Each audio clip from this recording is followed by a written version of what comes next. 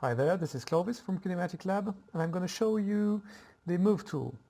So let's open the Pie menu and go to Move. So this one is also very useful. So when you move your mouse around, okay, you see that it selects, it highlights the closest element, the closest sub-element. So if I'm closer to the center of a face, I can see that it highlights a face. If I'm closer to the center of an edge, it highlights the edge. If I'm closer to the vertex, it highlights the vertex, etc. So depending on what is highlighted, if I left click and drag, it will move the highlighted element. So I can move edge, vertex and face without changing anything or using any other shortcut. So this is very fast and very useful. Okay, now if I press Control while I left click and drag, I do a selection and then I can move this selection around.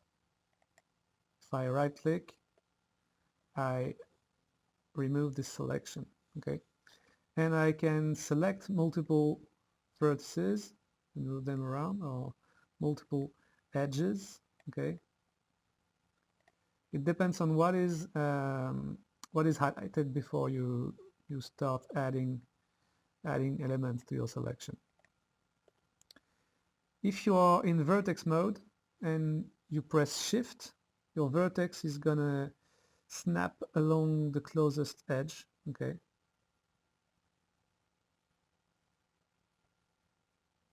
So that is useful when you don't want to break some edge flow, okay? Fine. If you do a selection like that, you can of course add more elements with Control, okay? So you can sort of paint a selection, and with Control Alt you can remove from this selection, right? Okay.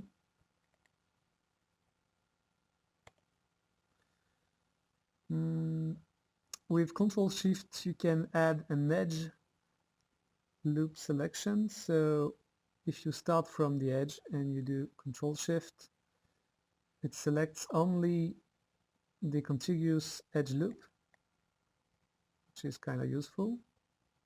You right click to change this, okay, to remove it.